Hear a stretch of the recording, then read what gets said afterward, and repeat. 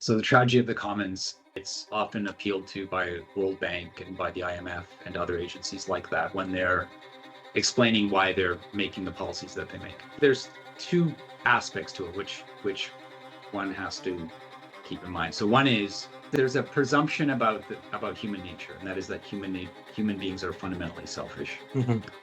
And the second is that human beings can't read their own environs.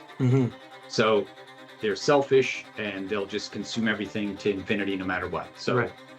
And I guess there's a third one, which is important to what I'm going to say next, which is that private property is obviously the better way. And so Ian Angus makes a great critique of Hardin, which is a very simple one. It's that Hardin doesn't base his argument on actual fact. It's a purely speculative essay. Right. It's just kind of writing on the back of a napkin type of idea. It's something that when you're stoned, you kind of like speculate about. Sure.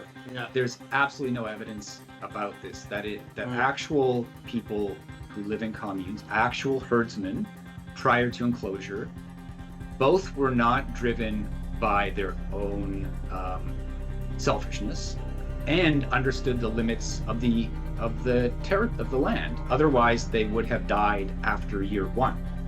Hardin, what he's describing is not herdsmen. Hardin is describing how capitalists would act. Sure. In a capitalist system. Of course. Okay, so that's very much.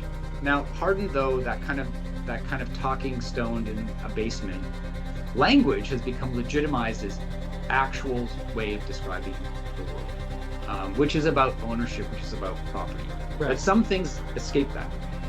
Sure. Water is one of them. If we see water as important to everybody, Right. loves it.